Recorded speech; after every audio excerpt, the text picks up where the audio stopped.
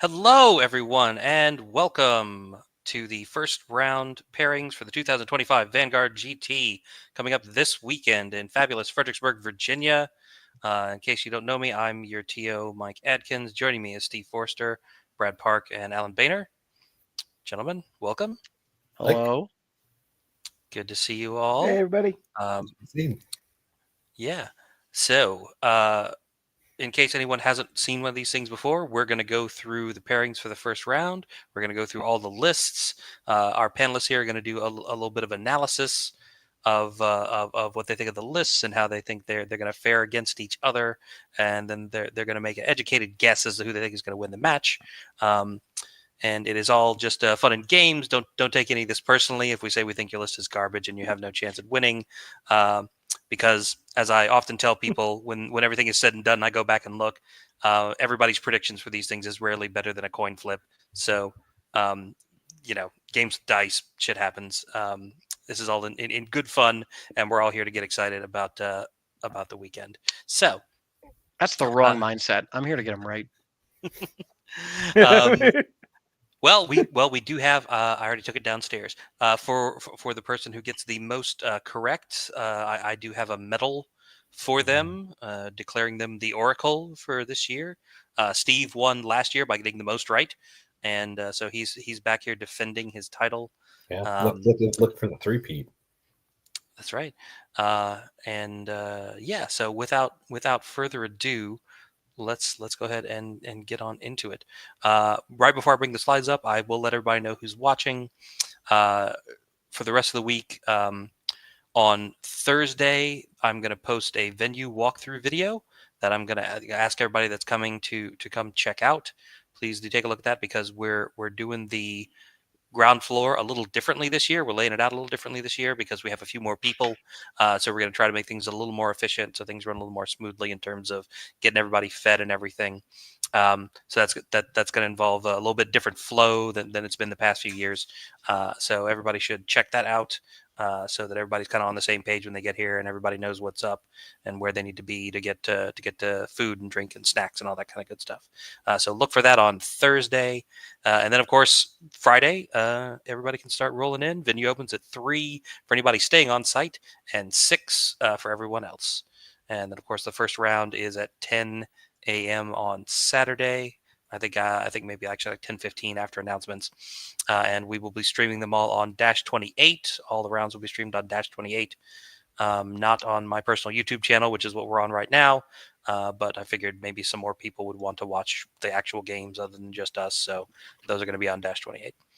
Yeah, I know, Bart. It sounds a lot like a further ado, but so moving on quickly, since got people looking at their fucking watches already.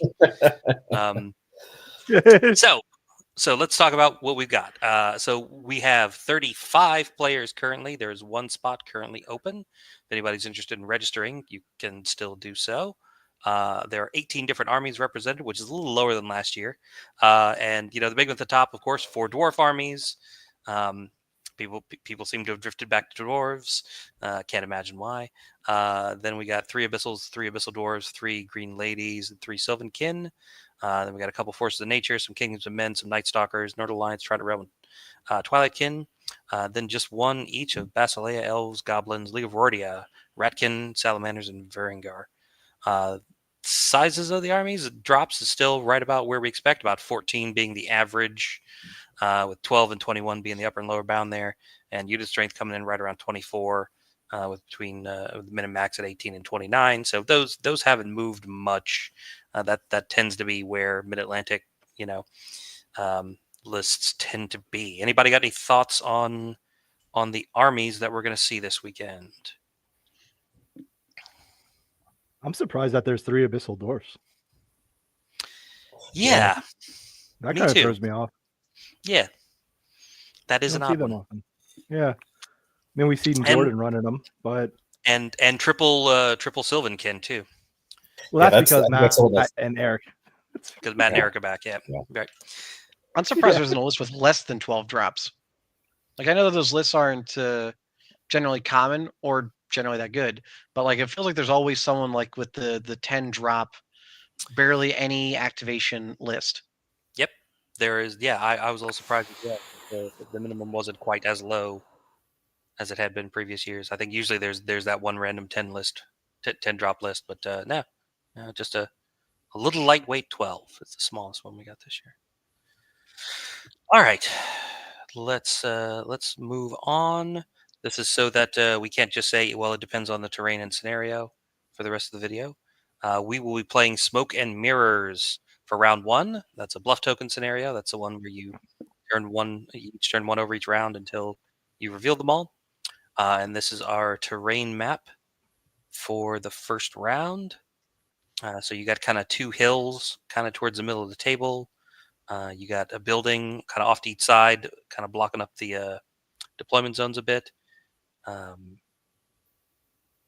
The yellow squares are the height 2 difficult terrain, also kind of straddling the deployment zones there. A couple of forests also touching the deployment zones, and then the pond like way off to the left, and the walls kind of in the middle of the table, getting in everybody's way.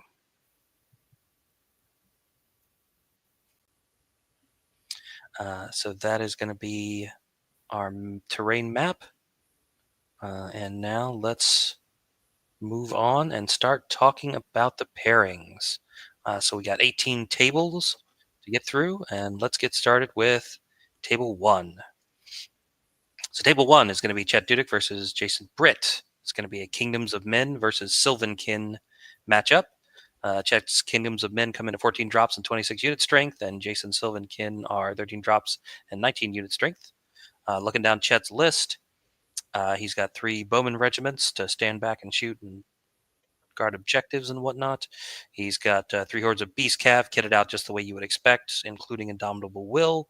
He's got a Charioteer Legion with Blood of the Old King, triple Wizards on Pegasus, a Hero on Pegasus, and triple Generals on Winged Beasts. So kind of a flying circus Kingdoms of Men list there. Then over on Jason's side, he's got triple Gladestalker regiments with the Deathroot Arrow upgrade. He's got 2 Air Elemental hordes, kitted out kind of how you would expect, Hammer Measured Force and Grow Strength. He's got a Windborn troop, a Gur Panther troop, Stormwind Cav regiment with Quicksilver Lancer upgrade, a couple of Greater Air Elementals, an Elven Archmage with the Crown, Nimue, and Madriga. Kind of interesting. All right, so now I'm going to turn it over to the panelists. I'm going to ask you guys in order what you think, and let's start with Alan. I mean, Chet's doing really good with this Kingdoms of Men list he's been running. I think this might be a little bit different with the Bowman Regiment. I don't know if he's been using those at all. But he has the Wizards. I believe if he's still using them as chaff for the most part because they're so cheap. And the Beast Cav is so good. The hordes, they're going to do work.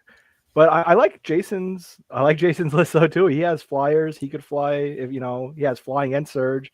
Sometimes people forget how to play against greater air elementals when they haven't been around for a while.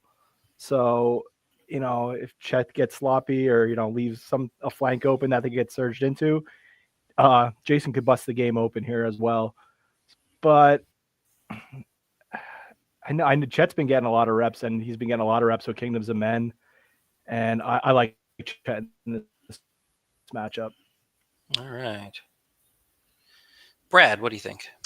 So my feeling on this game is with both units or both lists having a lot of flying melee focus, the hills are not going to be providing a lot of thunderous. So I don't think you're going to have from either side reliable one unit charges and kills one unit, right? I think it's going to rely on a lot of double charges, flanks that Alan pointed out. And what stands out to me in Chet's list is between the hero on the Pegasus, the triple wizard on Pegasus, and the 3 generals, there are effectively 7 drops that all they do is hold things in place for the chariots, for the actual flying units to come in and do that work, to get those flanks, to be able to double charge, just to get in the way, right? Like the old way the unicorns and Pegasus would do from a why am I blanking on the faction name? A Green Lady list, sorry. Thank you. So for those reasons, I think it's going to be possible to tie down the Gur Panthers, the Air Elementals, Greater Airs, etc. For those reasons, I'm going to go Chet. All right, Steve.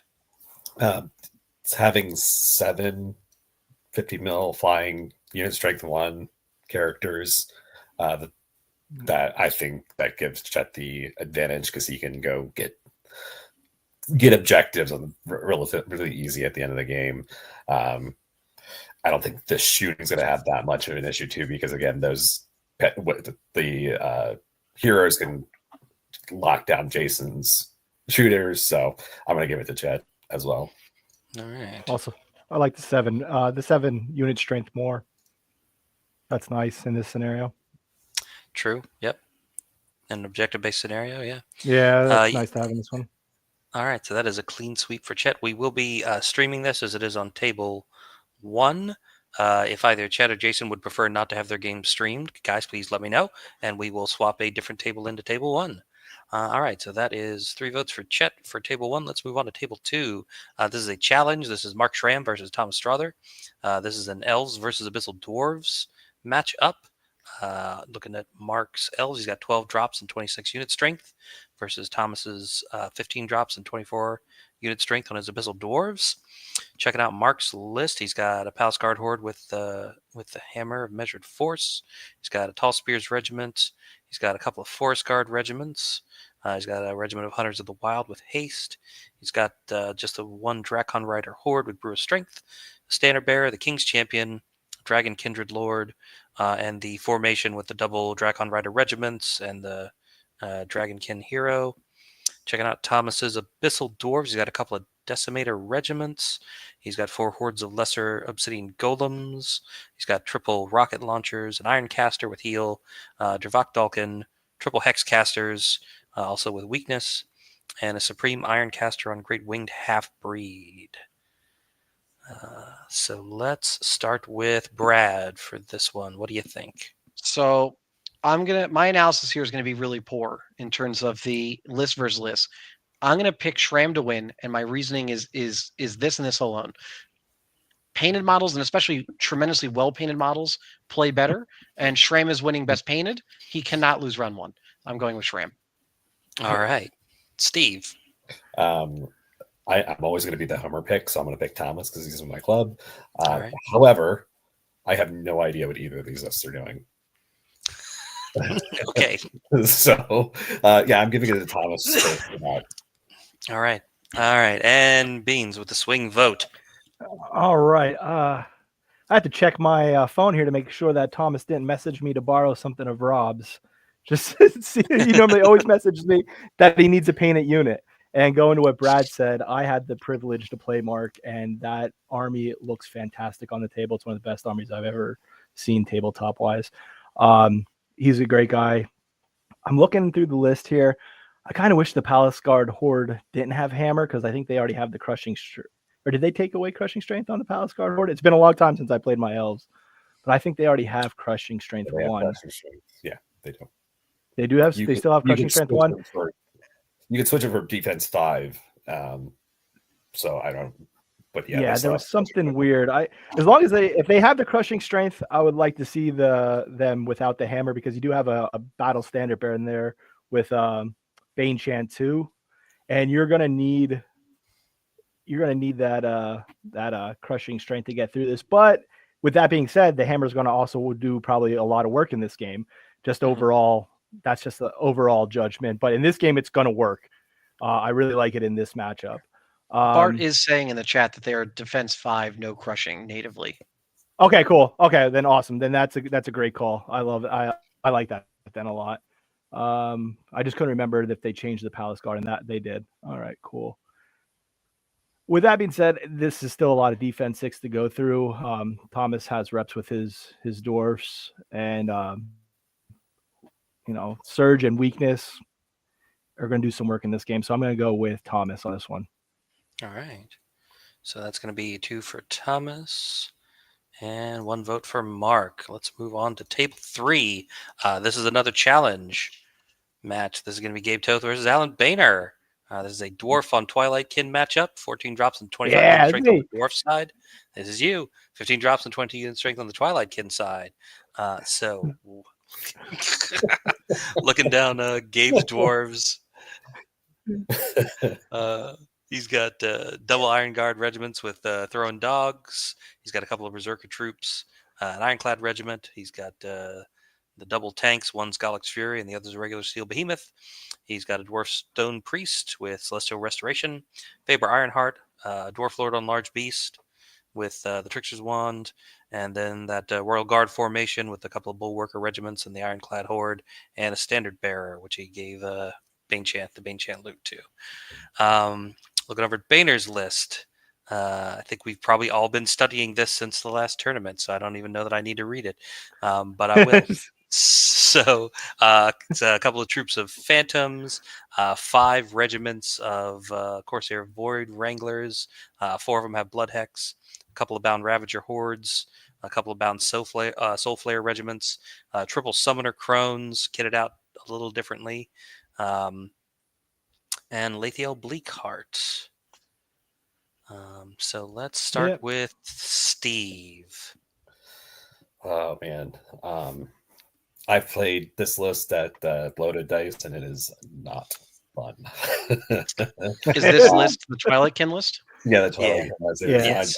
I'm not smart enough to know how to tackle it, and I just avoided it, and I still got my shit handed to me. It's a new Twilightkin list.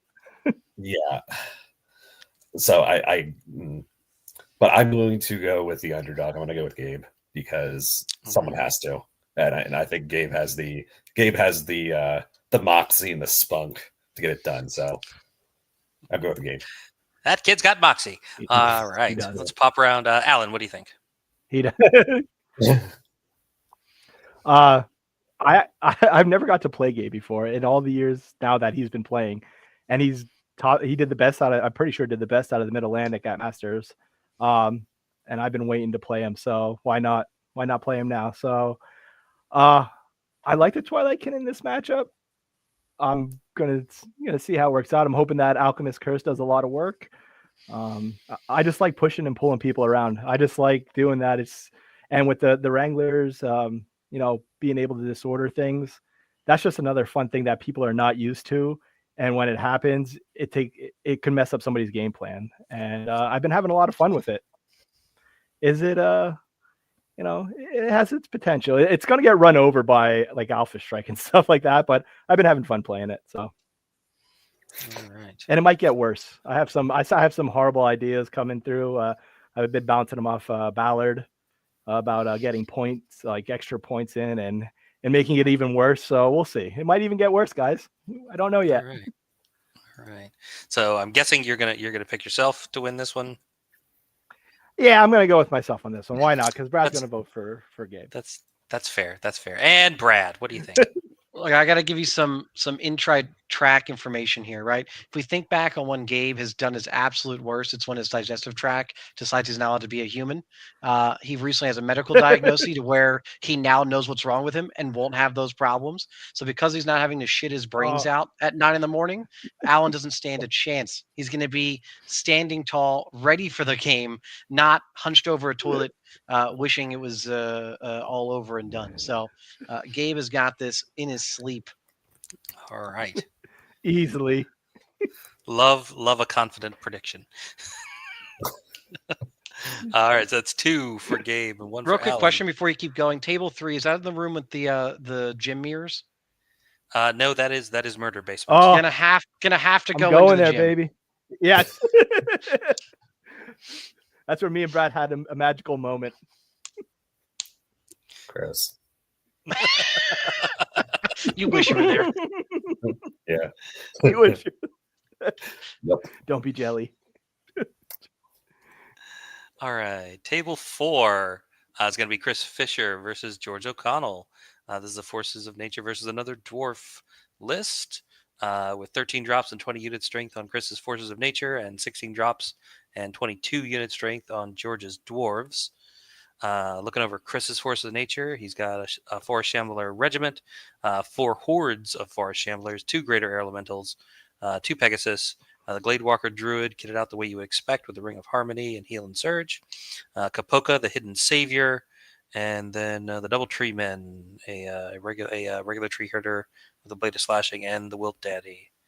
And then over on George's side, he's got a Bulwarker Horde with sharpness and throwing dogs, 6 troops of sharpshooters, a Flame Belcher, Galax Fury, double Warsmith, each kitted out with a different item for either Slayer or Rampage, Faber Ironheart, and then the Royal Guard formation with the double Bulwarker Hordes with Mastiffs and an Ironclad Horde with Hammer Measured Force, and the Dwarf Army Standard Bearer with the Loot, as I think pretty much everyone does when they take the formation, and pretty much everyone takes the formation.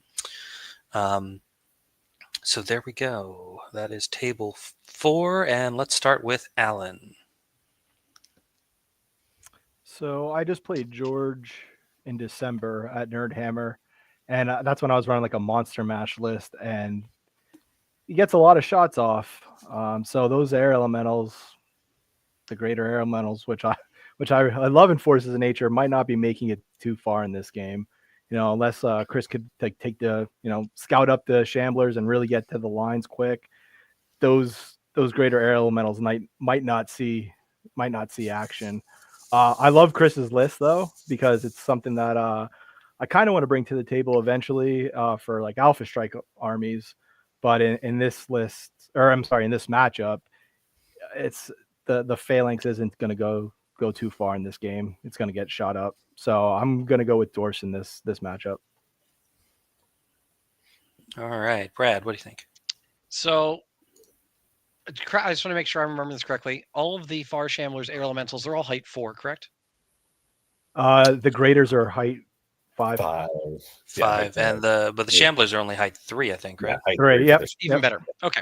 So all I'm getting at is with the terrain placement of both the central hills to the height 2 tall grass, all in spots where I think you can get the cover bonus against guns, combined with the Forces of Nature heal on the list.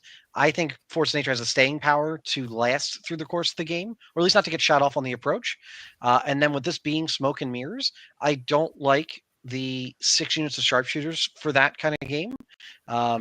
With the terrain potentially blocking line of sight, where the sharpshooters might be standing, to then late game having to go get tokens, assuming that the Force of Nature list isn't removed from the table by around 4, around 5.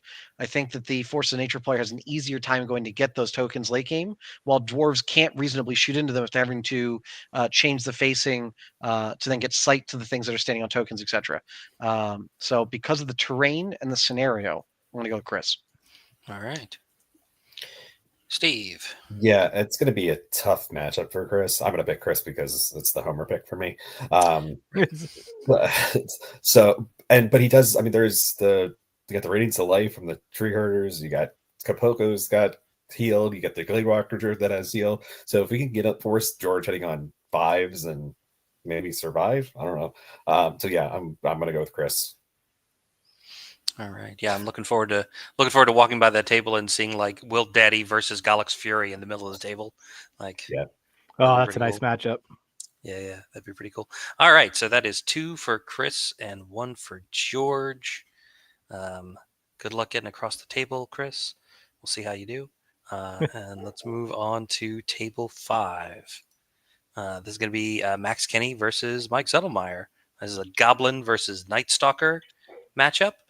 With 20 drops on the Goblin side and 23 unit strength, and 15 drops and 26 unit strength on the Night Stalkers. Looking over Max's Goblins, he's got a couple of regiments of Rabble and 4 Hordes. He's got triple Big Rock Throwers, triple Sharp Sticks, Wing It, triple Slashers, Grunny Snark with the Pendant, Flaget with Bane Chant, a Wiz, and Magua and Joe's. And then Zed's Night Stalkers are 3 Phantom Troops, 2 Butcher Regiments, 3 Butcher Hordes, 2 Soul Flare Regiments, 2 Planar Apparitions, a Shadow Hulk, a Flesh Ripper, and a Dread Fiend. Yeah. So, Goblins versus Stealthy. Okay. Yeah. So, Brad, what do you think? It's a real shame Zettelmeyer is good at this game. I think Max is an incredibly hard matchup on a table that has great terrain for shooting defense against an army that is all stealth. So I'm lucky that I moved away from the boys right now because I'm gonna not be a homer, Steve, right, and pick with my brain, and I'm gonna have to go with Zed. I think if you take too many guns into an all stealth army that will have cover against every shot, that just seems hard. So I will go with Zed. I am sorry, Max. Sorry. All right, Steve. Yeah, I've played this list, version of against Zed, a version of this list with a similar goblin list, and it's not fun, not at all, because nothing dies. And yeah, so it's with the terrain placement and everything. He has 20 drops, but not a lot of scoring drops. It's going to be tough for the goblins. It's a real uphill battle, and yeah, I'm going to give it to Zed. All right, Alan, what do you think? Yeah, I'm same reason that everybody else just already stated. War machines don't like to see stealthy to begin with, and then if they're in cover, you're fighting an uphill battle. And Zed's good with this list, and I think he's gonna go and take this win easily. All right, that is a clean sweep for Zed. Max, best of luck in the second round. Hopefully, No, Max, you win. You win. Prove us wrong. Hopefully, you won't have to play another Night Stalker army in round 2. You dunk on him. No, he's gonna play me, my all stealthy army. There you go. After Kate dunks on me. All right. And he's gonna. That would be. Oh yeah. You're like, how did I lose the first game and I have to play this fucking Twilight Kid? Yeah. Fuck. Can't wait. All right, let's move on to table 6. Table 6 is Matt Schenker versus Bart Kohler. This is another challenge match. And that's right. And it's Abyssal Dwarves versus Night Stalkers with 15 drops over and a 24 unit strength over on the Abyssal Dwarves and 16 drops and 27 unit strength over on the Night Stalkers. So check it out. Matt's Abyssal Dwarves. He's got a horde of Decimators, a Gargoyle troop, a couple of half-breed regiments, a couple of grotesque hordes, a regiment of the Mastiff hunting packs, triple rocket launchers, an Iron Caster with Fireball 18, triple Hex Casters, and a Supreme Iron Caster on Great Winged Half-Breed. And looking over Bart's Night Stalkers, it's triple Scarecrow Hordes, triple Tormentor Troops, a Shadowhound regiment with a Drunken Ram Helm, 3 Soulflare regiments, double Mind Screeches with Lightning Bolts, Portal of Despair, Shakira, a Flesh Ripper, and a Dread Fiend with Hex. And let's start with Steve. I really like Schenker's list against Bart. He's got the not like the magic doing the damage to the magic with the hex casters and the lots of fireball. The rocket launchers are going to be hitting on 6s, but they've got a lot of shots. Yeah, I really like Schenker's list into Bart. So I'm going to give it to him. All right. Alan, what do you think? So I know Bart has got to play Abyssal Doors because I think in the past 2 tournaments he's played Jordan, and he has those hex casters, and it's definitely not the same list, but I know that Bart has reps against this style of list, and Bart's been doing pretty good. Matt's going to kill a lot, but Bart is very good at playing the scenario. So I think that Matt's going to win the attrition, but Bart's going to win the scenario. So I'm going with Bart on this one. All right. Brad. Bart, Altamore Region has joined the dojo. I believe you'll also win the attrition. Get it out. No. You'll also win the attrition. You're going to win the game. Here's reasons why, right? So there's the triple war machines again in Schenker's list. I don't like war machine driven lists at Vanguard in general. Right? The extra terrain plus the height 2 makes those just dubious to take. The Dread Fiend, I think being able to shut down any one of either the Iron Caster or the Supreme Iron Beast by hexing them removes a fair bit of that damage that can come in from spells. And then you have stealth and everything else. I'm going to go with Bart here to also win the attrition. Ye of little faith, Very Alan. Nice. He's undefeated. Or no, he's not undefeated now, but he's like 9-1. Bart's on a tear right now. He's pretty good. Bart, yeah, this is a good list. Bart, come on home. You're closer to the dojo anyway. He is home. No.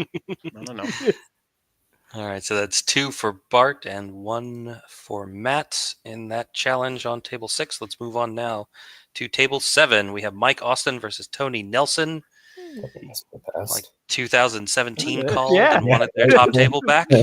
Wow.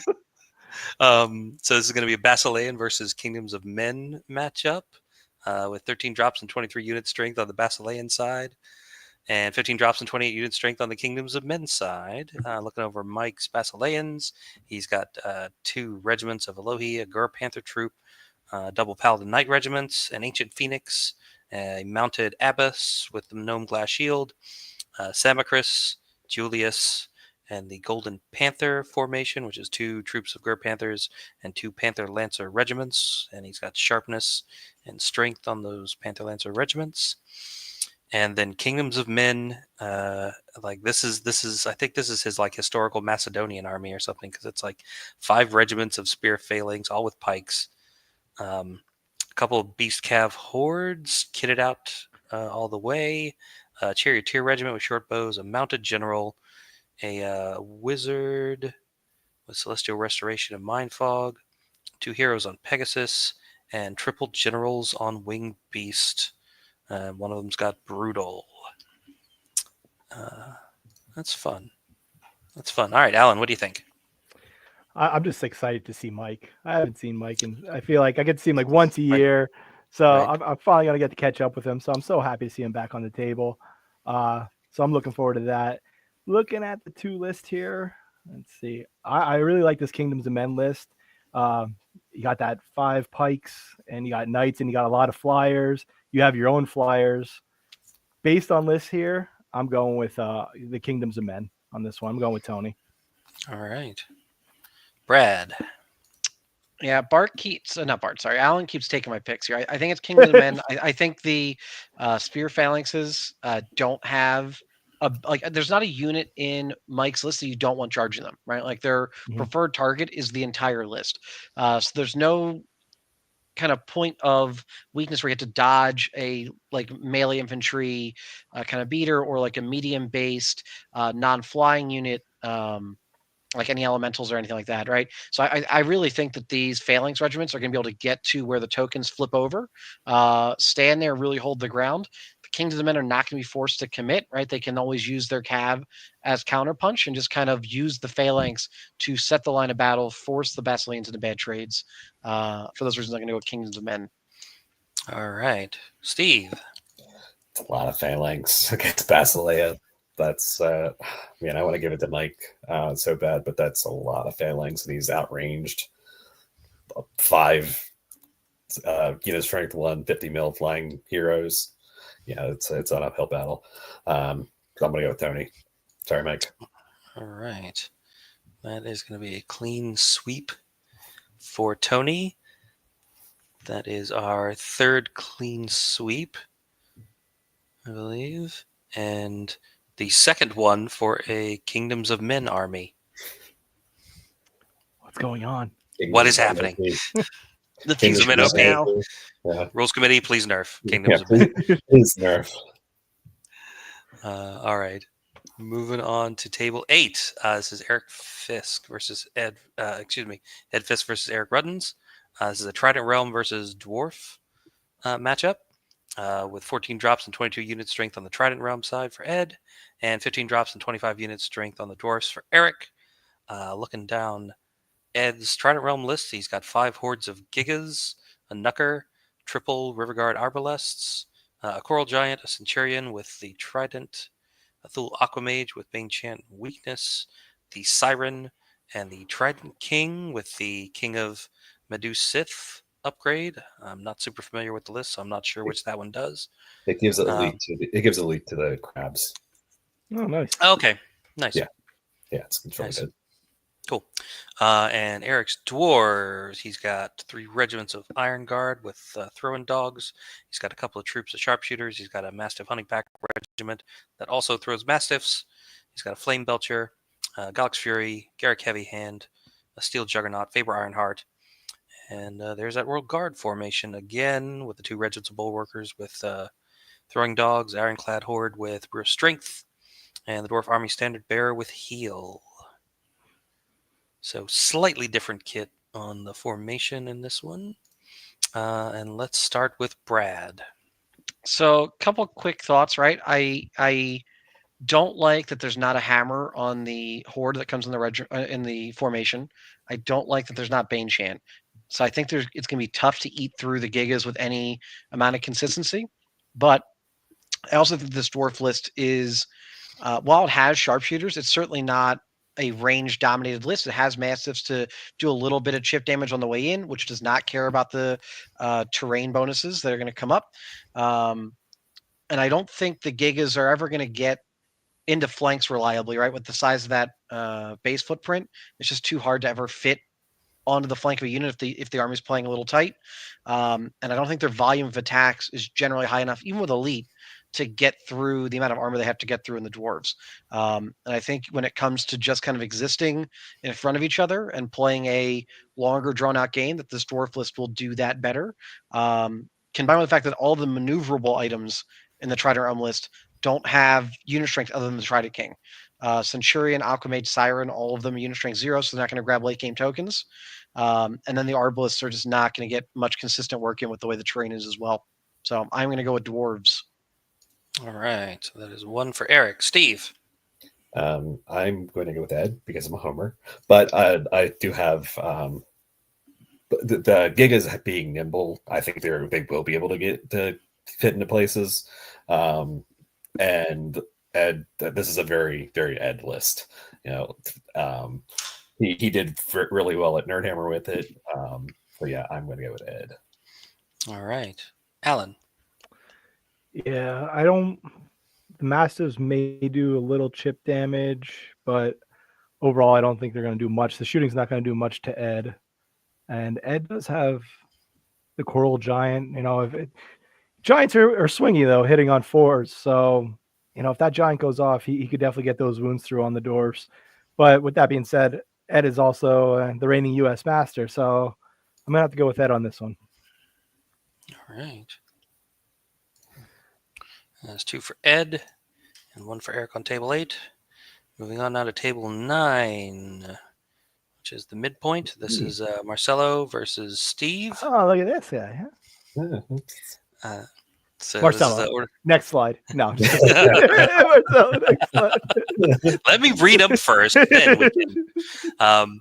So this is the Order Green Lady versus Abyssal matchup. 13 drops and 25 unit strength on Marcelo's Order of the Green Lady, to 14 drops and 24 unit strength on Steve's Abyssals. Looking down Marcelo's list, he's got 2 regiments of Men-at-Arms, 3 regiments of Order of Redemption, with Sharpness, Brew of Strength, and Blood of the Old King. He's got 2 hordes of Forsaken, both with Sacred Water, 1 with Strider and 1 with Drunken Ram. Triple Pegs, and a Mounted Exemplar, the Avatar of the Green Lady, and an Exemplar Redeemer on a Winged Unicorn with haste.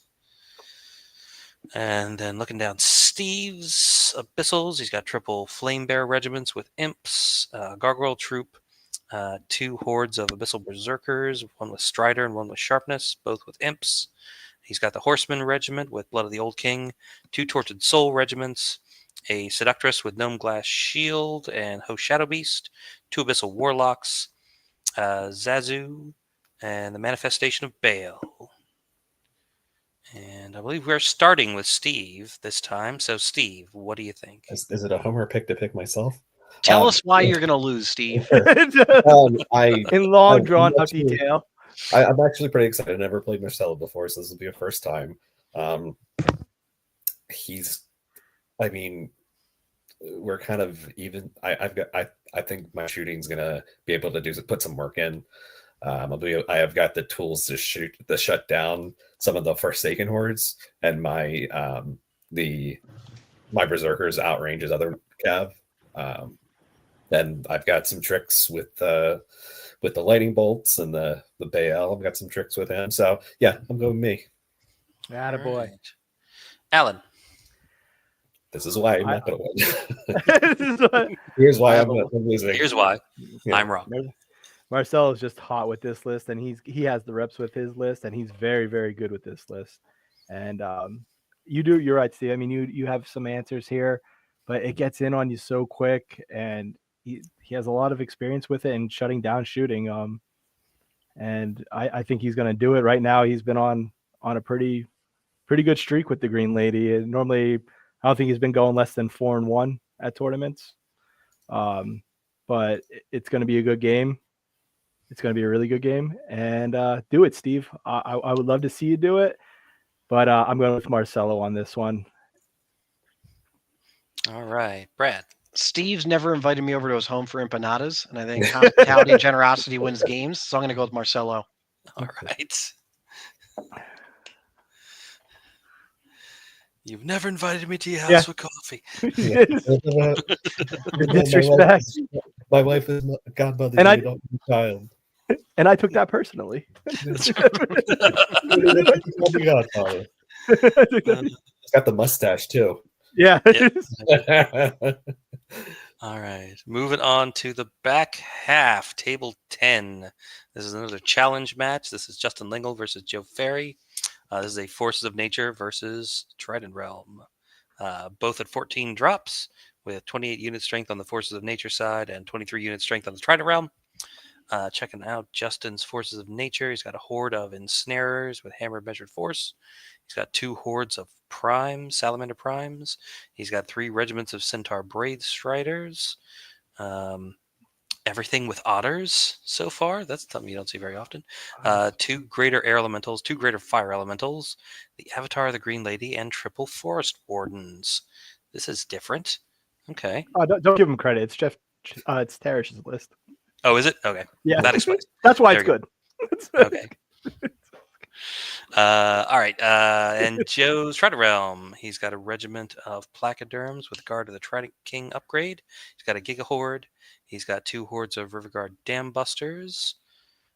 He's got 2 Riverguard Arbalests, a Coral Giant, a Riverguard Sentinel, the Siren, the Trident King with the King of Merim upgrade. He's got a Riverguard Dam Buster Sentinel with a Pond Warden upgrade. And then he's got the Infiltrator formation with 2 troops of Riverguard and a regiment of Dam Busters. And I believe we are back around to Alan. What do you think? Yeah. So like I said, this was Trash's list from Okay. Crossroads, and I'm upset because I wanted to steal it. I thought this was a fantastic list. I loved it. I was like, man, this is a really good list, and it is. But here's the thing. Lego hasn't got any games with it. So we're going to see. He's just there. He wants to have fun with it, which is an absolute great reason to take a list.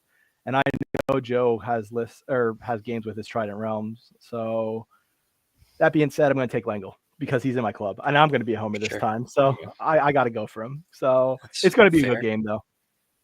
All right, Brad. The dojo's discovered Langle's weakness, and Joe knows what it is. Joe's going to play with his shoes off the entire time, dangle above the board.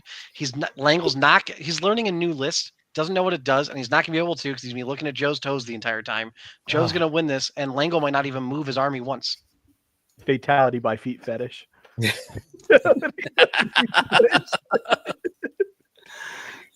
Steve.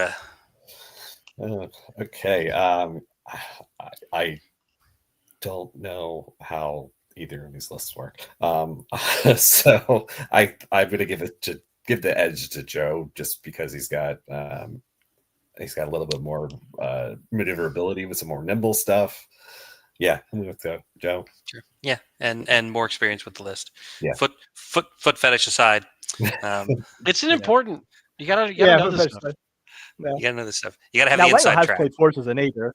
So. Oh yeah, he has played Forces of Nature. So like, has Langle played against a shoeless Joe? No, that he has not. So that's new. I just want to see Joe's like the day before video, his promo cuts. They're just classic. And right. I want to challenge Joe just one time so I get a video. That's all I want. He's gonna be like fucking out at the battlefield, like sitting under one of the cannons with a flashlight on his face or some shit. All right. All right. Table 11. Let's move on to Matt Griffin versus Mike Ireland. So this is the Sylvan King versus Ratkin matchup. Over on Matt's side, he's got 12 drops and 18 unit strength in the Sylvan King list, and Ireland's Ratkin are 21 drops and 24 unit strength.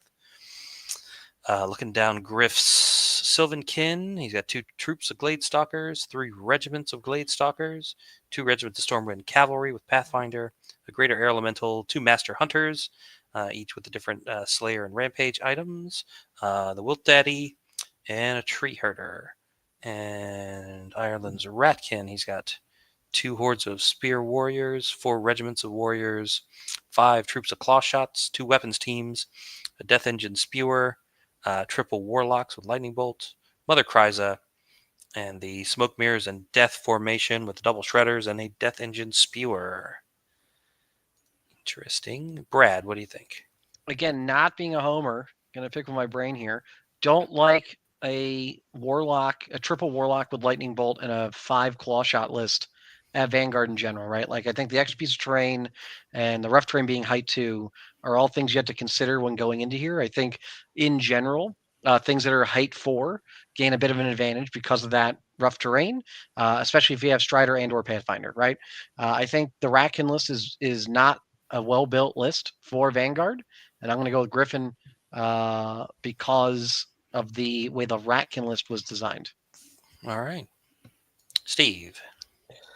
Yeah, I think the extra type 2 stuff is going to be hard for the claw shots to get a lot of good lanes in, and that Griff's Blade Stalker is going to be stealthy on top of it. It's going to be a hard time getting the shots to stick. So I'm going to go with Griff. All right. Alan.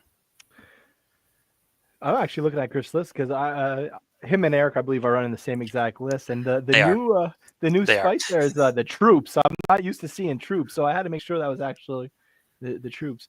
And Ireland, there's no plague pots on anything, right? So he's not stealthy. Is that what I'm seeing here? So. Okay. I think so. Yeah, and then so the same reason that the guys are saying here, there's a lot of shots, but they're probably going to be shooting into cover and stealthy, which isn't great, and then not having stealthy in return to take the shots back. Lightning Bolt's probably going to do some work if you have Lightning Bolt 15. And then I don't know if Kryza has Lightning Bolt 5. Okay, so Lightning Bolt 20. That's going to do some work for sure. But the shooting, I think, in general is going to go to the Sylvankin. They want the shoot off, I think, in this. But Ireland also has 24 unit strength, so Griff better start killing quick. Let's see. To win this Oracle, you always have to take something against the other person. Now I can't do it. I have to go with Griff. Griff's my boy. I am a homer. All right. That is a clean I won't sweep. I won't be surprised though if Ireland got it though too. Sure. So that's 3 votes for Matt and Mike. Have fun shooting at the Wildfather the whole game and getting nowhere. Moving on to table 12. This is Joey Greek versus the Ringer. I picked Joey. I picked Ringer. I haven't picked a Ringer list yet because I'm not sure who I'm going to get to play it. So you guys can all vote for Joey if and you want to. I'm going to go through. I'm not going to bother writing it down because I don't think it really counts. But Joey's coming with Salamanders at 13 drops and 27 unit strength. He's got 2 regiments of primes. He's got a horde of ceremonial guard with scrying. He's got 2 hordes of fire elementals, a Rhinosaur Cav horde with Strider and the effigy of fire.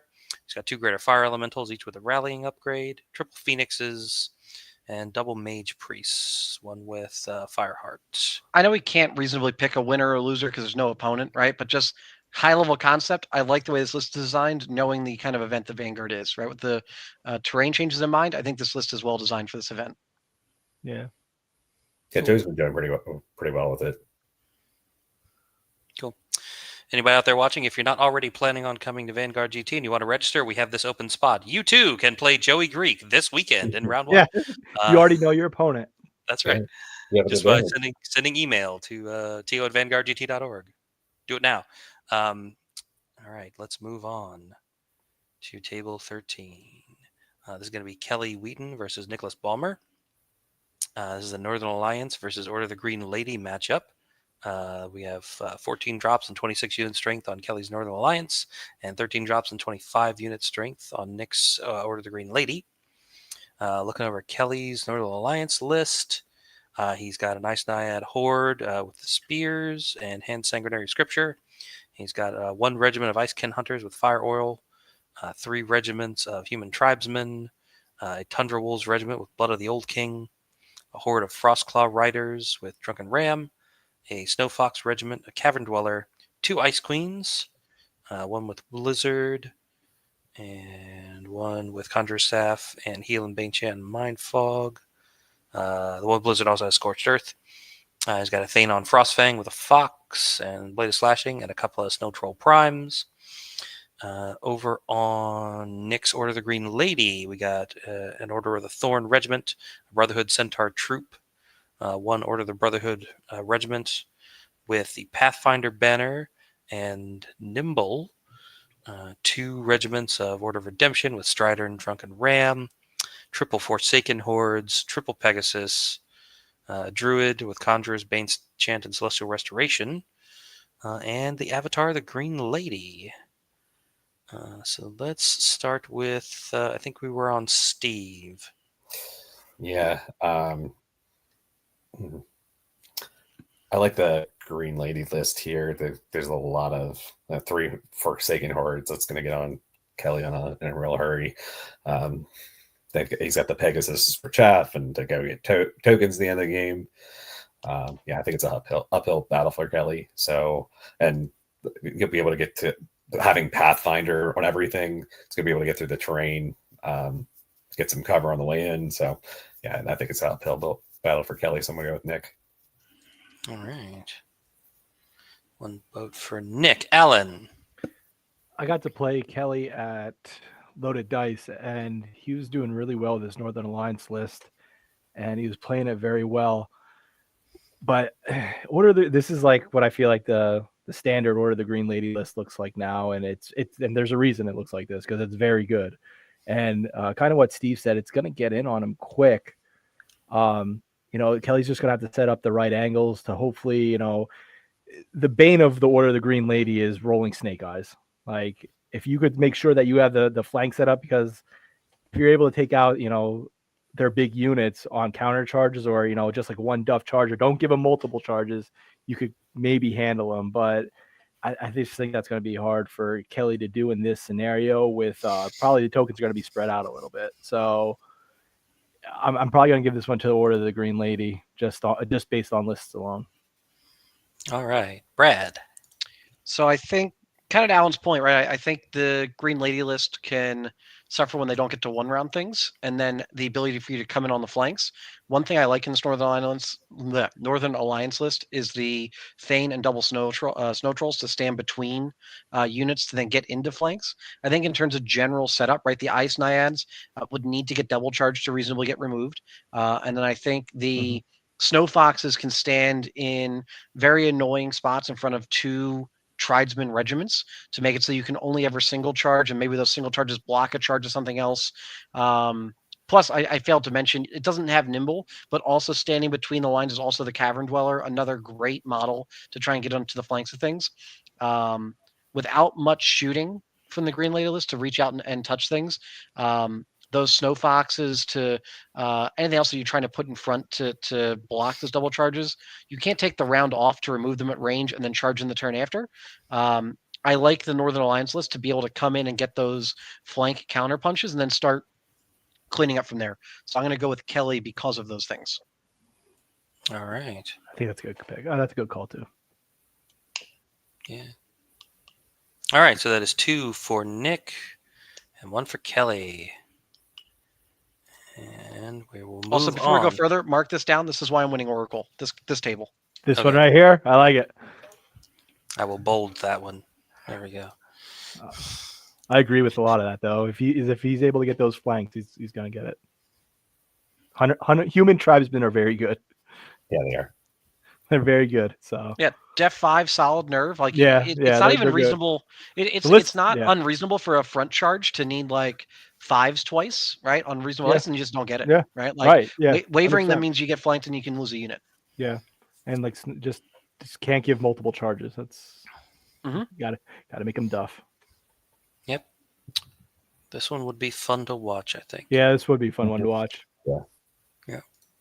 All right, table 14 is going to be Andy Fisk versus Dale Motley.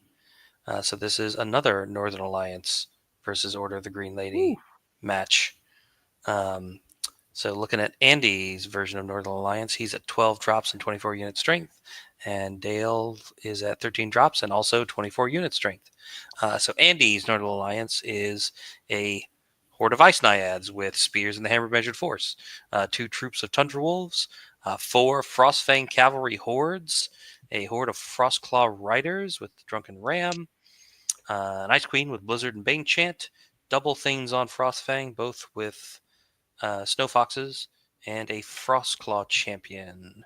And Dale's Order of the Green Lady is a men-at-arms retainer regiment, a Brotherhood Centaur regiment with staying stone, triple redemption knights with sharpness elite and blood of the old king. Ouch. That's rough. Double Forsaken Hordes with Strider and Mesa Crushing. Double Pegasus, an Exemplar of the Brotherhood. Mounted, as you do, a Druid with Conjure Staff, Heal, and Bane Chant. The Avatar of the Green Lady. And a Redeemer on a winged unicorn. And I believe we are starting with Alan this time. All right. These are just like 2 lists that just want to hit each other. They're just very like, let's get into combat. And Dale's list here has the range to do that first. Now Dale hasn't played the game probably, I feel like, in a while. I don't even know if he's going to remember how to play here, but list wise, he definitely has the advantage against Andy. I feel you really don't see the Frostfang Cav too much, but 30 attacks is pretty awesome. But no, they only charge 15 though, right? That's their range. 14 and wild charge 1. 14 and wild charge 1. But yeah, 14 wild charge 1. Ice Naiad Horde's awesome. That they're gonna have fun this game and put them somewhere to hold some tokens. But I think Dale he's good with that Order of the Green Lady. I think it's like riding a bike. He's gonna get it back on the table and remember how to play it, and he's gonna take this one. Brad. Yeah, so I think some key differences here compared to the last Northern Alliance list in a similar matchup is it has 2 things that can stand between units. That part's great, right, to go for a similar strategy. But I don't think it has units that you feel as good with taking that charge and hoping they don't get one-rounded, right? So the Frostfang Horde to a Tridesman Regiment, the nerve and defense is near the same. None of those hordes have any ability to get through wavering. So whereas you're generally okay with like a Tridesman Regiment wavering, if you can come in and get a flank or anything there then after the fact, you're not generally okay with a Frostfang Horde wavering, right? That's just far, far different. Because of the list composition, I think that this list is easier to ignore the Naiad Horde to fight into other very high value targets. I would like to see less Frostfangs, more of the 50 mil unit strength 1 heroes to play in the gaps. Because of that, I think the Order of the Green Ladies can get through those Frostfangs and then kind of clean up late on tokens with Pegasus. So I'm going to go with Green Lady. All right, that is 2 for Dale. Steve. Yeah, like Wiener said, they both want to do the same thing and punch each other in the face, but the Green Lady has the speed advantage. I'm going to, as Brad would put, go with my brain over my heart, even though Andy is in the club. I'm going to go with Dale. Poor Andy. So Steve, that you is do a... this. This is going to happen. This is going to happen. Dale is going to win because Andy clocked out. Andy will clock out after turn 4. And that's the reason why Dale wins. As long as you're standing on tokens, you can clock out. Doesn't matter. Yeah, it doesn't matter. Yeah, it's true. He's just gotta wait long enough to find out which of the tokens are actually worth something before he picks which ones to stand on and time out. Yeah, he'll clock out on turn 4, and then Dale will win. Okay. No Snow Troll Primes make Alan sad. I love Snow Troll Primes. Yeah, that's really good. All right, that is table 14, and that is going to be a clean sweep for Dale, according to the panelists. So let's move on now to table 15, coming down to the last few tables. This is Eric Schaefer versus Keith Baker. So this is a Sylvankin versus Twilightkin matchup. This is 12 drops and 18 unit strength on the Sylvankin side to 15 drops and 24 unit strength on Keith's Twilightkin. Eric's list will look very, very familiar. if you're experiencing deja vu, because we just saw it a few tables ago. So it's 2 troops of Gladestalkers, 3 regiments of Gladestalkers with Fire Oil, double Stormwind, Cav regiments with Pathfinder, a Greater Air Elemental, double Master Hunters with Slayer and Rampage, Wolf Daddy and the Tree Herder with Towering Presence, and Keith's Twilight Kin is a horde of Corsair Void Walkers with Nets and Blood Hex and the Reaver's upgrade. 2 regiments of Fleet Wardens with Blood Hex and the Veteran upgrade. Corsair Fleet Warden Horde, also with the Veterans upgrade and with Sharpness. A regiment of Void-touched Mutants with Vicious. Double Phantom Troops, a Planar Apparition, a Navigator with Bane Chant. 1 Void Captain, a Summoner Crone with Celestial Restoration and the Periscope. Lathiel, and then the crew of the Heartseeker formation, which is a couple of troops of Fleet Wardens with Blood Hex and Veteran upgrade, and a regiment of Impalers. Very different from the last Twilight Kin list we saw. Let's This looks go. like a let's start balance with list. Yeah, right. Let's This start is with Brad. trash. At the end of the day, right, while it's in Alan's words a trash list, it is a stealth list against quite a bit of Gladestalkers, right? So there are the Stormwind Cav, there is the Greater Elemental. There's melee elements, but once those melee elements get there, they're fighting through Blood Hex or snares or just a whole bunch of stuff that doesn't make it easy to get through that fight, all while the guns are probably not doing as much as you'd like, combined with the apparition behind them healing them. Phantoms to tie things down to make it so you don't get free reigns on the charges you're getting in. Those reasons, I'm going to go with Keith. All right. Steve. This is one of the few matchups that I think Eric doesn't want to, or this list doesn't want to see. There's a lot of nerve there with the Celestial Restoration, the heal from the Planar Apparition. It's got the staying powder. I don't know if there's the Fleet Wardens all have Phalanx too, so all the stuff that really wants to go punch Keith is going to be affected by the Phalanx. I'm going to go with Keith too. All right, Alan. Awesome. So all joking aside, the Keith's list is very good. I played it at Loaded Dice. I got to play Keith. One of the lists that he doesn't want to see is the Twilight list that I run, but his list is awesome. It's balanced. It's what a decent player, somebody with integrity would play, unlike myself. But it is very good. And I agree that I don't think Eric wants to see this type of list. But since it's already 2, I'm going to go for Eric because he's still the underdog, and Eric loves being the underdog. So he's already the underdog. So I'm going with Cass in this one, and I think he's going to pull it out. Just has to get the right charges and hopefully shoot off a couple units before they can. Can I tell you the problem with Alan? He doesn't want Oracle bad enough. He doesn't want Doesn't want Oracle bad enough. Just not committed. Yeah, I think I got one in the trophy room. I'm not sure though, but I think I got one. I can't remember. I'll have to look. I'm pretty sure I got one. So I like to share the love. It's somebody else's turn. All right. So that is 2 for Keith and 1 vote for Eric on table 15. Coming down to the last couple of tables now. Table 16 is Alex Chavez versus Larry Essick. Alex is bringing Abyssals, and Larry is bringing League of Rordia. Alex's Abyssals are 13 drops and 23 unit strength to Larry's 14 drops and 29 unit strength. Alex's Abyssals are 2 troops of Gargoyles, 3 hordes of Berserkers, all with Imps, 1 with Strider, 1 with Sharpness, and 1 with Brew of Strength. An Abyssal Horseman Regiment with Blood of the Old King, a Seductress with the Gnome Glass Shield and Host Shadow Beast, a Berserker Apostate, an Abyssal Warlock with Conjure Staff, Bane Chant, and Scorched Earth, Zazu, and then the Cult of Baal formation, which is 2 Berserker regiments and a Nagari regiment. And Larry's League of Rordia is 5 regiments of Spear Phalanx, all with pikes and Indomitable Will, a horde of Dogs of War with the Shields of Hetrenberg and Indomitable Will, a Halfling Knight Regiment with Brew of Strength, a Knight Regiment with Indomitable Will, the Battle Shrine, a Halfling Master Sergeant mounted with the Loyalist Standard, an Army Standard Bearer, and triple Dukes on Ancient Winged Airles. I think we're on Steve to start. What do you think, Steve? I love the Berserker list.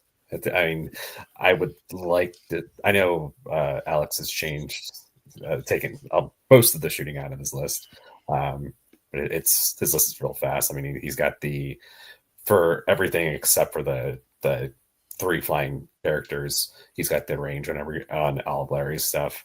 I think the maneuverability of the 5 units of Berserkers and the Apostate all being speed 9 and nimble are going to be really helpful at the end of the game to go get stuff. So I'm going to go with Alex.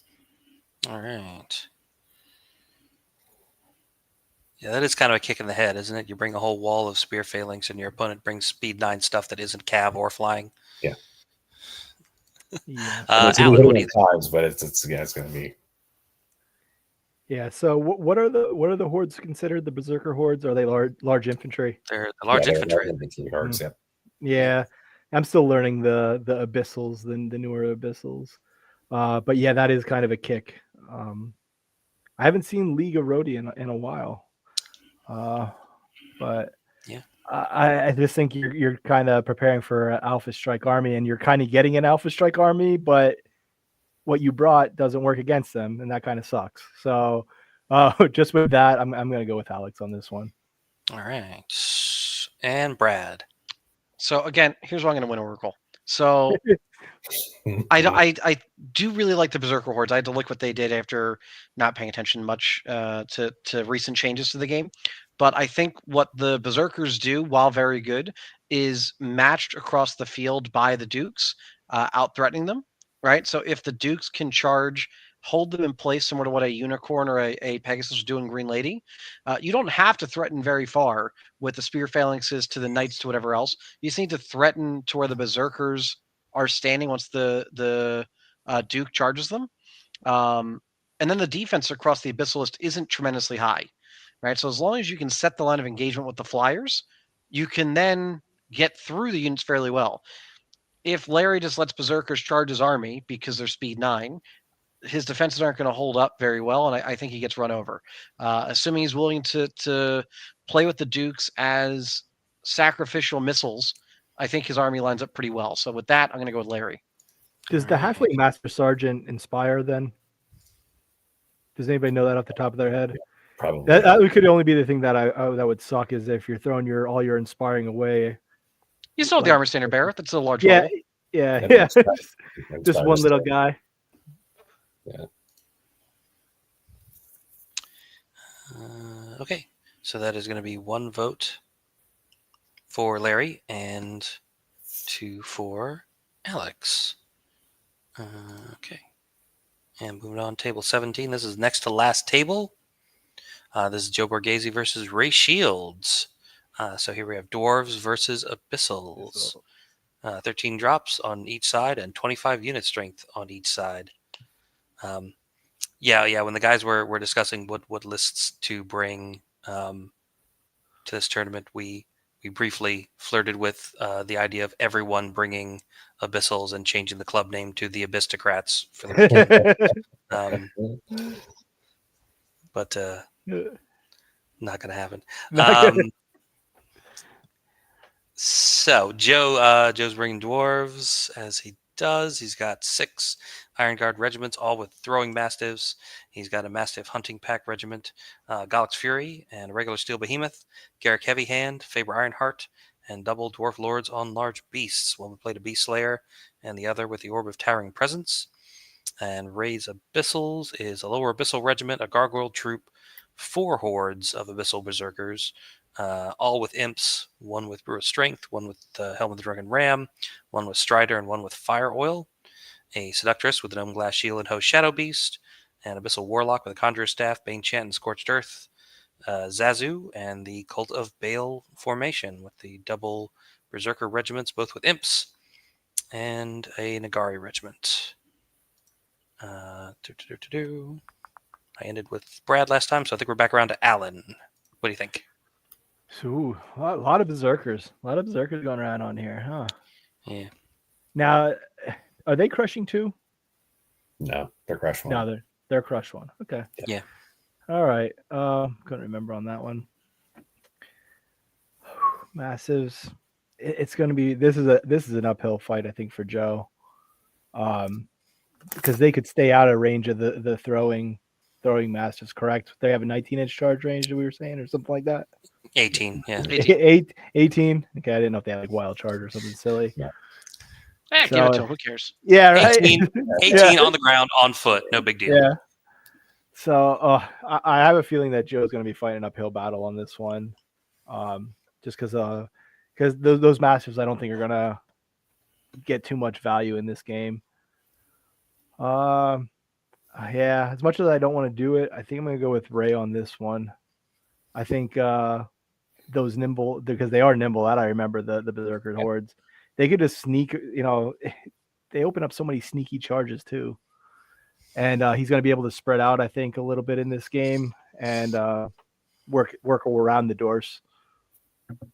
I like the Abyssal in this matchup. Brad, what do you think? I think it's just too much defense 6 out of Joe's list, right? I think short of getting flanks, which is certainly possible, assuming that those aren't stuff that's given away on a round 2 or round 3, I don't think there's a great guaranteed easy charge anywhere on this table for those Berserkers to where you feel confident you're going to get through all of the defense 6. I also don't think it's unreasonable that in like a round 4 of a game, you have 3 Iron Guard units that all aren't in melee any longer, that haven't used their massive jets because they're out threatened so tremendously. You throw into any one of those Berserker units, Berserker regiments especially, always hitting on 4s means the extra train on the table won't matter. The Pierce means they're going to get through most of the hits. I don't think it's unreasonable that the Massives remove a unit from the table, albeit on a round 4 or round 5. I think it's too much defense 6. I'm going to go with Joe. All right. Steve, what do you think? So I played Joe round 1 of Loaded Dice. My list has a lot of shooting in it, obviously, but I kind of already showed him what the getting Berserkers and flanks of, even with defense 6, a lot of attacks. Ray's got 2 sources of Bane Chant. And the scenario having to spread out and go get stuff, it's going to be hard for Joe to get there. So I'm going to go with Ray. All right. So that is 2 for Ray and 1 for Joe. And that brings us to our final table. And this is going to be a challenge match, and it is Bill Goodrick versus Jordan Boleyn. It's going to be Varangur versus Abyssal Dwarves. Bill's Varangur have 13 drops and 22 unit strength, and Jordan's Abyssal Dwarves have 16 drops and 26 unit strength. Looking down Bill's Varangur, he's got a Draugr regiment, 2 Hearthguard regiments, a Fallen Horde with Fire Oil, a Mounted Suns regiment with the Stealthy Mark and Strider, double Frostfang Cav hordes, 1 with Sharpness and 1 with Elite, double Stowfox regiments, a Mounted Magus with Inspiring, Veil of Shadows, and Bane Chant, a Flying Lord with the Stealthy Aura, a Scald, and Magnild. And Jordan's Abyssal Dwarves are a Horde of Black Souls with Fiery Bulwark upgrade and Scrying Gem, 5 Immortal Guard regiments, all with Mastiffs and the Infernal Warden upgrade, double Gargoyle troops, 1 with Staying Stone, triple rocket launchers, a Hellfane with the Hellforged Overmaster, an Iron Caster with Mind Fog and Celestial Restoration, and triple Hex Casters, 1 with Inspiring, 1 with a Periscope, and all with both Hex and Weakness. And those are all the lists and all the matchups, and let's start with Brad. So I think deviating from how I was picking earlier would just be a mistake, right? So I think having a stealth aura against War Machines combined with the turn of the table, all of the cab between the Frostfangs to the Mounted Suns all have Strider. So whether it's going over the grass to the wall, none of that will matter for the melee charges they can get in, combined with Snow Foxes to block potential landing spots for gargoyle troops to charge in if you can completely block the frontage on a unit, which isn't completely impossible. So you can prevent the gargoyles from getting in on the cav to disorder them or to hold them up. I think a stealth R or stealthy army on these tables, when the opposing list has a bit of a range preference, it's just going to favor the melee armies. So I'm going to go with Varangur here. All right. One for Bill. Steve, what do you think? Yeah, the extra height 2 block difficult terrain, it's going to be helpful because the stuff that wants to go punch is height 2. The human, the Hearthguard and the Fallen are all height 2. And I'm also maybe my homework pick and pick Bill. So all right, Alan, what do you think? I do like the Varangur in this matchup. I'm just trying to see if there's anything. I'm going to go off on this one though. I'm going to go Jordan. All right. Yep. All right. So that is going to be 2 for Bill and 1 for Jordan.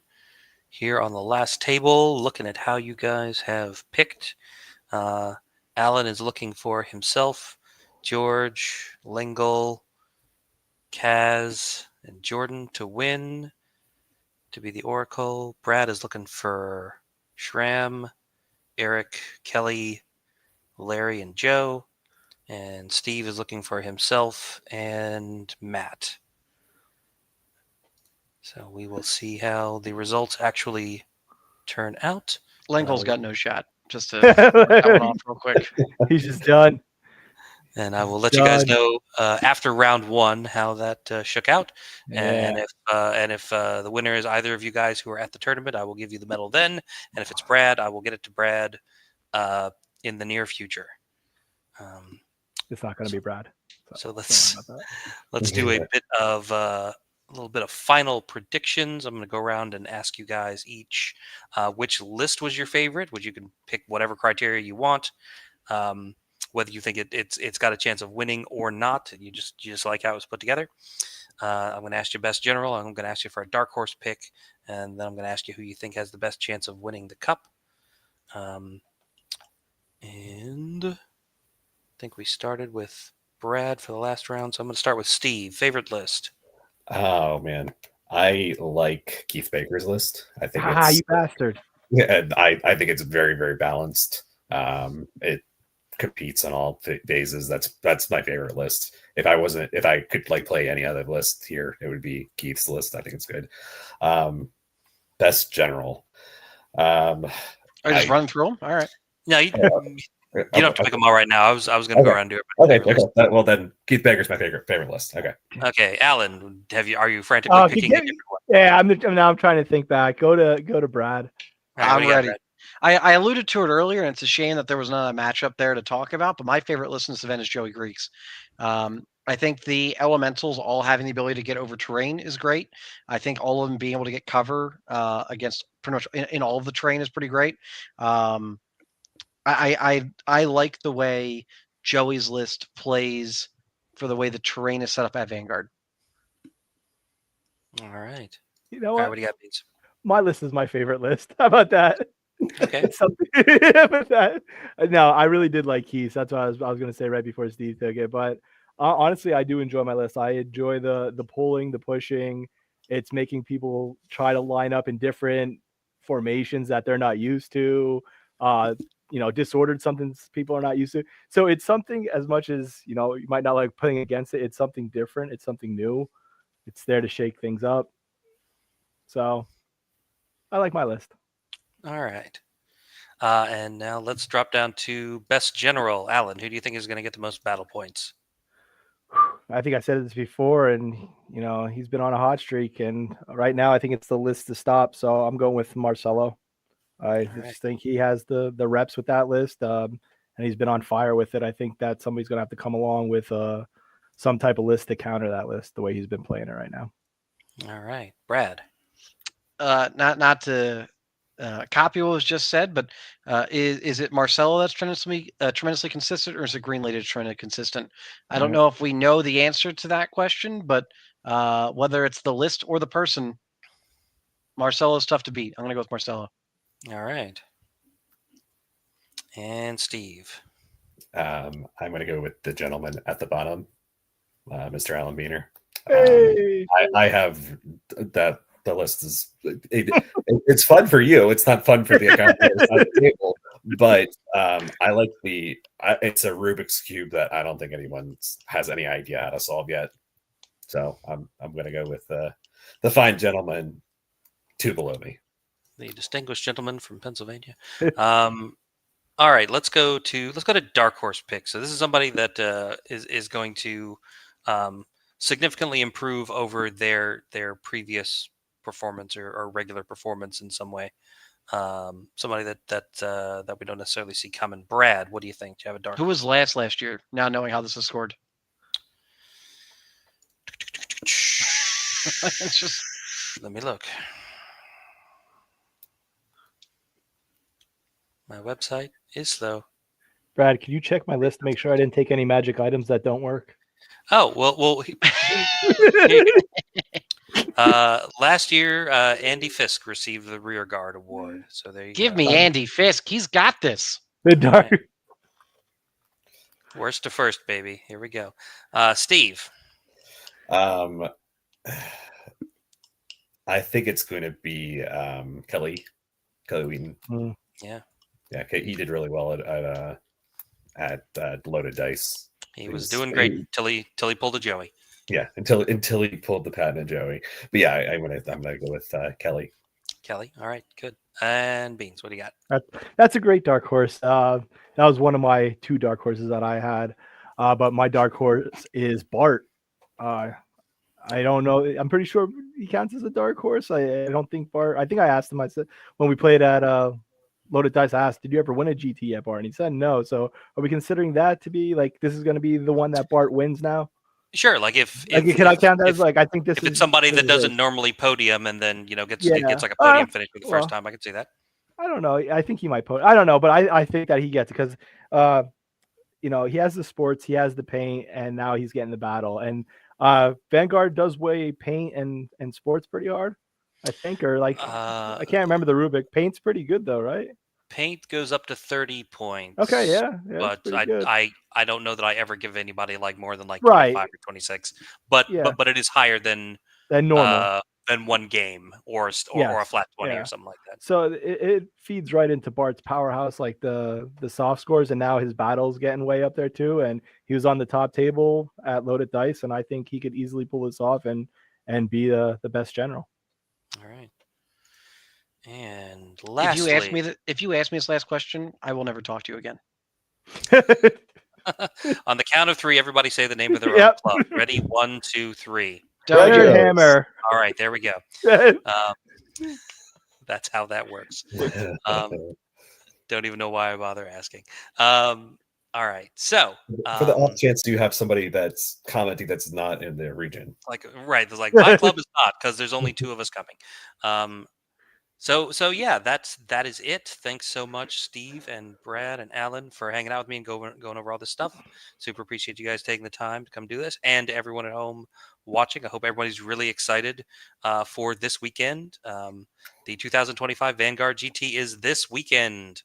The venue opens for anyone staying on site at 3 p.m. on Friday, and everyone else can show up at 6 p.m. or anytime after. Registration opens at I think 9 on Saturday morning, but opening announcements don't start until 10.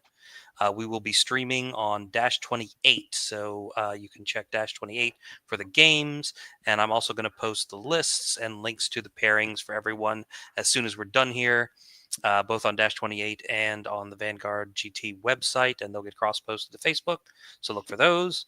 Also, couple of quick final reminders. Venue walkthrough video on Thursday. Please check that out so everybody knows like where to park, which doors to come in, where all the stuff is, all that. It helps it helps everything flow smoothly when everybody already knows where they're going. People don't have to wander around and ask which way to the bathrooms and shit like that. And again, please try to carpool if you can. Parking is what I run out of first. And the more people who carpool, the less far The folks that get here towards the end will have to walk, and you also get some bonus door prize tickets by carpooling. And I think that is going to be the end of our show for this evening. So I will talk to everybody again on Thursday, and I will see those of you who are coming on Friday. And there is, of course, one spot still open. So if you got a friend who might want to come, hit them up and let them know that they can email me, and we can get that last spot filled. And if not, then I'll start looking for a ringer. You too can play Joey Greek on Saturday morning. And with that, I'd like to thank everybody for watching. Thank my panelists one more time. Thanks, guys. And we'll see everybody this weekend. Take care. Woo. Can't wait to see you. Yeah.